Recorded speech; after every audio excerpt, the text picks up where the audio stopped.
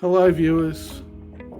For anybody out there that's watching, today I'm talking to Marcus Ross from Men's Elevate Counselling. Now, Marcus, tell us in your own words about why you do what you're doing and how you came to that. My name's Marcus Ross from Men's Elevate Counselling. Why I do what I do, I myself personally went through separation back in early 2020. And so since that point where I was had to reassess a lot about where I was and where I wanted to be. And since that point, I wanted to do something where I could help other men through a similar journey. So that is my passion and why I do what I do now. I help separated men take control of their lives, rediscover their purpose, and build confidence using my EPIC strategy. Okay, can you tell us a bit, just in a nutshell, about what this EPIC strategy is you've got?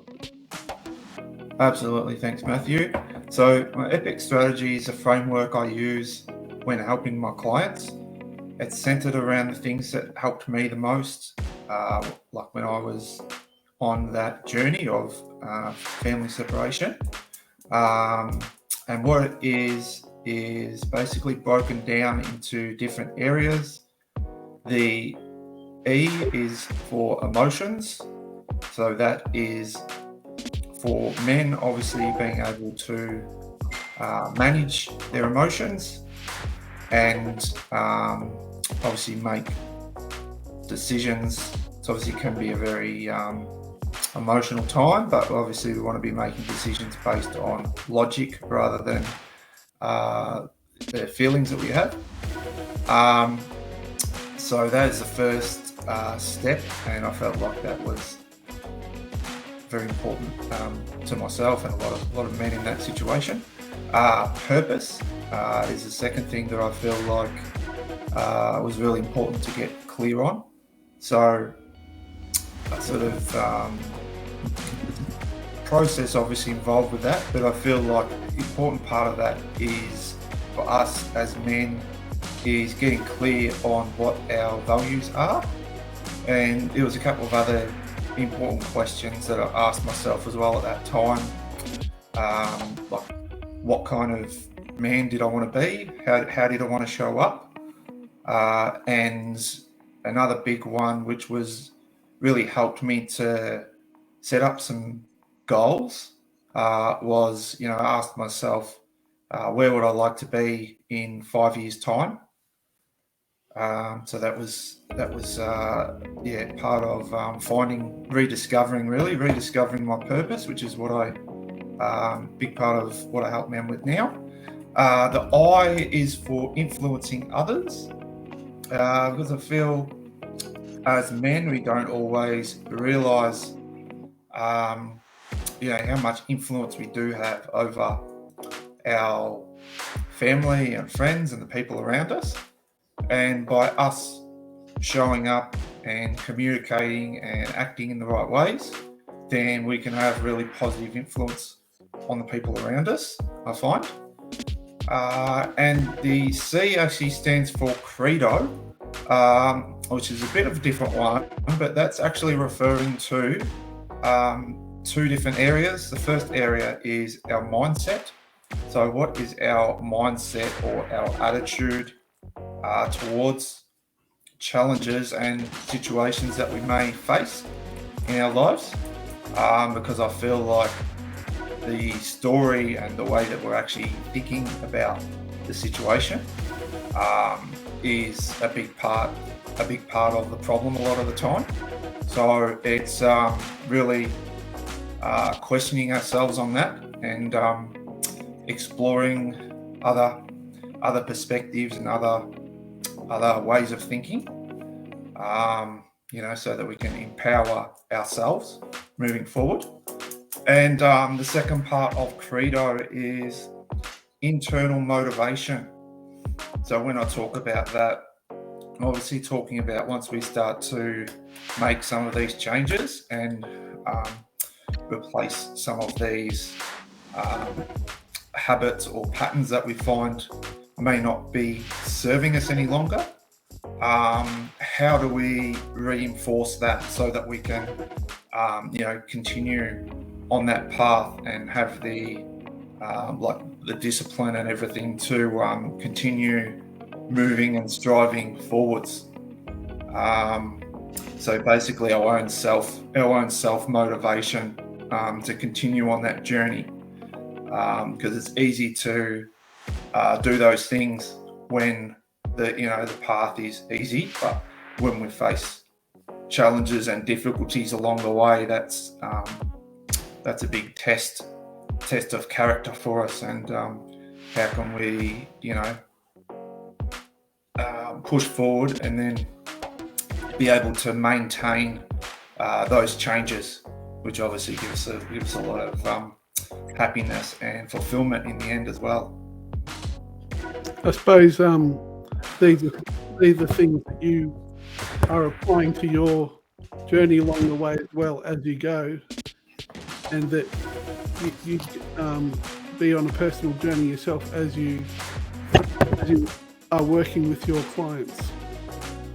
Yeah, definitely. Yeah, that is my mission and my passion now, is obviously to use my own personal experiences to help other men through these difficult times. Good. Yeah. So, I as I was listening, I could see that there was quite a few unique things about what you're offering. But in your own words, what do you think is unique about your service? So I think it's more so unique because I've based it around like my real life experience. And I think that feeling lost, frustrated, and I suppose unfulfilled, I think was probably the point where I was at. And I feel like a lot of the men that I work with are in a feeling those same things.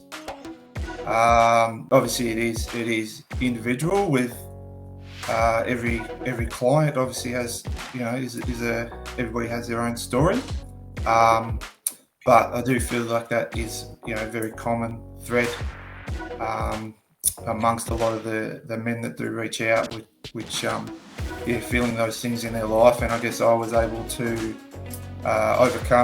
overcome those feelings and get to a place now where where I feel fulfilled and happy. So now I'm really happy to help some other guys out along the way. I also suppose that because you'd be very relatable, but not only because you've gone through that experience yourself, but I suppose there is still a bit of a stigma around vulnerability in men with regards to those sorts of things. They're always meant to be strong, sort of, I won't say macho because that's not a really good word, but you know what I mean. They're supposed to not sort of show their feelings. And you being the person that's been through that, you can sort of break it down for them and be a lot more relatable because of the fact that you have that lived experience. Yeah, absolutely, Matthew. And I can definitely understand what you're saying there. And the stigma amongst men in actually, I guess, firstly recognising that maybe there may be a problem or an issue there that may need resolving. And I think second thing, which is probably a really hard thing for men to do, is actually feeling comfortable in actually reaching out and seeking some help. And so that is the challenge, because in general we do find that women are more comfortable in sharing their feelings and emotions and what's going on for them. and quite often as men we'll just sort of sweep it under the carpet. We'll sort of ignore it or put it off, and that doesn't really serve us in the long run. So I believe in, like, there's patterns in life, and there's certain experiences that will keep on coming back to us, and unless we're able to sort of change the way that we respond, and build new, better habits, then those experiences will just keep repeating themselves. I feel like we learn from everything that we experience in life. We either win or we learn, I think is a really, really great saying that I like. If we don't win, we're always learning something about ourselves, or something about life. So yeah, definitely. Yeah, I think it's a really important issue to discuss as well, with regards to even just mental health in general, but men's mental health with regards to those things. Like, people like you could avert that sort of thing, because they've got someone to talk to, someone that can pull them through it, and someone who's come out the other side, and you can bring them through that. Yeah, and we've also got, speaking about men and speaking up, and it's really courageous, I think, for a man actually to speak up and acknowledge that maybe he could use some help, because men may see it sometimes as a weakness, because there is that feeling of responsibility, and through history and everything like that, the man has always been the provider and the protector and the leader in all those types of ways. So I think there's an expectation there that we're tapped into, that we feel sometimes a lot of responsibility and a lot of weight on our shoulders as men, but we need to remember that unless we are looking after ourselves and showing self-care to ourselves, then we're unable to be able to show up and be there and be present and act in the way that we would like to, with the people around us. It's a very deep subject, and I think we could probably chat for quite a while, but we don't have we unfortunately don't have that time. But it'd be good to follow up on this. My next question is telling me here, why did you choose Geelong to build your business in? I'm supposing you're from Geelong yourself, so therefore that sort of logical step was to your main reason, I see from what you've told me already, is that you went through that process yourself and you wanted to offer that service to others. Definitely. But I'm actually, I'm actually not from Geelong. I actually grew up on a farm near Avoca in central Victoria. I know where that is. But we used to always bring the caravan down to Ocean Grove for summer holidays. Oh, cool. Ocean Grove and Barwon Heads areas. So that, I guess, was my connection to Ocean Grove. And my lovely mother has been living here for a period of time now as well, since she retired from the farm that we had. So yeah, that's my connection to this. But yeah, I've always shout out to Marlene. Yes. I met her the other day. yes, absolutely. Good on her. and yeah, I've always loved the beach as well, and also support the mighty Geelong Cats. Oh, okay, good. Yeah, All I right. thought I'd better throw that one in there, especially considering that it's footy finals time at the moment as well. Yeah, well, we won't go there with the history of the Cats. They tend to do really well up until finals, and then something happens. I don't know. Yeah. I'm sure that there's plenty of stories you could tell us about your clients, but without telling us names, can you tell us something that touched your heart, or some sort of great experience you've had, or results you've had with a certain client?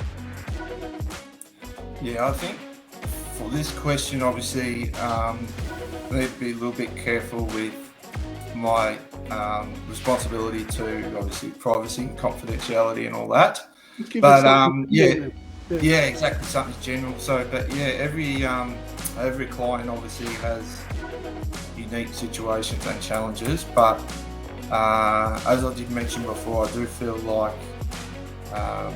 common thread is that feeling of feeling lost, frustrated, and unfulfilled. A lot of the time, men attach their own worth and sometimes their purpose to their partner, and so if the relationship breaks down, then to them that's a big part of their identity, I guess. So it's a very big transition and big change for men at that time. So I more so focus on what men can do internally around changing their negative self-talk and any stories or narrative that they may be telling themselves. And this just leads to them getting clear on their purpose, being happier in general, and building better relationships with their family and their friends around them.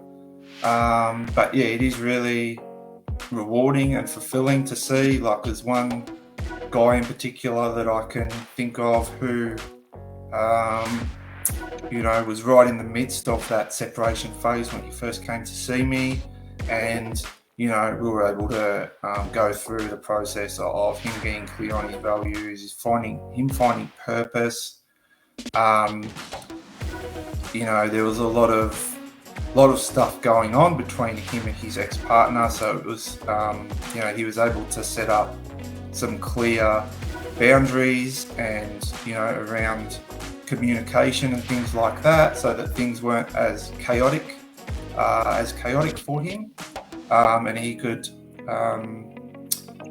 work through things and come up with a clear plan for moving forward and what that was all going to look like.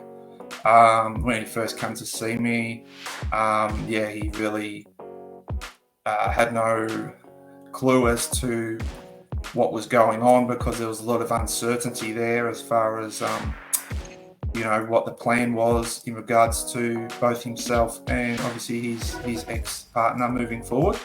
Just to be able to see him be able to get clear on all that, and then like the end result, which was a lot happier and clear on what the plan was moving forward. What are you learning about yourself during these processes? I think I'm still learning a lot about myself. Obviously, it's really interesting, obviously, as counsellors, because there's times when particular clients may be in similar positions that maybe you were at one time, and so we've really got to challenge ourselves at some points, and just to make sure that we're approaching it from an unbiased way, and not letting any of our personal experiences actually skew the counselling process. Because our job is, obviously, we need to remain completely completely objective. Mm. And that means that we're not bringing any of our own experiences or biases into the situation, into the therapy. Yeah, and I suppose being in that situation yourself, that if you're going through something, but someone else is going through something, you're sort of taking the focus off yourself and putting it onto them. So it's less painful. If it does remind you of something, it's probably less painful because you're almost sharing that burden. Does that make sense? You sort of, Yeah, definitely. because you got to help that person. You can't sort of worry too much about yourself, and it sort of makes it a bit easier for you. Yeah, there's definitely similarities there. You're right, Matthew, and yeah, we definitely find that, and obviously sometimes different things work for different people as well. So it's just a matter of trialing some different things. Yep. But with the EPIC strategy, I usually find that definitely helps in most scenarios, and when not, there's always other tools and strategies that we can go to as well. So I know I'm getting off topic here, but I personally, being a man myself, of course, your main focus is men going through separation. But is there a sort of universal general counselling? Hang on, my meeting will. That's all right. Sorry about that. We have to finish shortly. Is it universal to all men rather than just men going through separation, you reckon? Yeah, so myself, I can help men with a range of different situations, but it's more so just that my niche and my marketing is based around that, because that's obviously something that I'm very familiar with. But I have definitely counselled around a range of different issues, and a lot of the issues that are associated with any life transition, really, like anxiety, depression, any major life transitions. Also, like stress management, time management, building on our communication skills and the way that we relate to the people around us. Even sort of discussing parenting options and parenting agreements, which I guess is more related back to that like separation process. But yeah, anything that brings up anxiety, a lot of mental health issues that we have tend to be either related to like we may be feeling depressed about what may have happened in the past, or we're feeling anxious, or sometimes even scared about what may be happening in the future. And a lot of the time we're thinking, we've got to watch our thinking, because a lot of the time we're thinking worst case scenario. That's our that's actually a natural reflex of our brains, is to always be looking for danger. So a lot of the time we're thinking of the worst possible scenario, which is very unlikely to actually happen. So we've just got to check in with ourselves and challenge ourselves a little bit, and the self-talk and the stories that we have within ourselves, and actually realize that thoughts are not facts. A lot of the time, if we have a thought, our brain gets tricked into thinking that it's actually true. But quite often we'll have a thought, and it'll just be something negative that's not actually serving us moving forward. So just being aware of that, and checking in with ourselves and challenging some of those thoughts and the self-talk that we have within ourselves. Great. In wrapping it up, I'll modify the question a little bit. Have you got any advice for people out there, men, I suppose, men in general, or just people in general, that you can share with us? Yeah, I think for me and what I see with my clients, I feel like emotions is a really big one for anybody really. So obviously when we're in stressful situations or we're having a difficult time, quite often we can let our emotions take over, and that's when I guess we're not really acting within our best selves. And so for that, there's a whole heap of tools and strategies that you can introduce for that. You can even, there's a lot of stuff that you can find online as well in regards to like breath work, meditations. It could be just as simple as for a start, whilst you're trying to introduce some strategies, it could be just as simple as actually letting the other people know around you that you're starting to feel a bit on edge or a bit frustrated, and just removing yourself from the situation just for 5 or 10 minutes. Have a walk around the block, go and play some sport or do something that you enjoy, and come back to the conversation later on or tomorrow. Make sure that you communicate that to the other person as well, so that you've both got a clear idea what the plan is moving forward, and that they're not just sitting around waiting for you to come back. That's great advice with regards to not working on the emotion but working on the problem sort of thing, and coming back to it later. Communication's important. I think that's really important. Thanks for your time, Marcus. And we're looking forward to hearing more about you. Thanks for joining us. Talk later. All right, thanks for having me on. Am I able to share my business? Yeah, sure. Quick. We've got 3 minutes. So probably the best way to contact me at the moment is through the Facebook business page, which is Men's Elevate Counselling. I do Men's have... Elevate. Yep. And my website is actually currently in development. So at the moment, it's in progress. And you can contact me on 0401 487 925. Sure. And just contact Marcus directly if you need to, via Messenger or whatever. He's easy to find. All right. Thanks for joining us, Marcus. Okay. Thanks for having me, Matthew. And we'll be looking forward to hearing more about you. Thank you. Bye-bye. Excellent. All right. Thank you.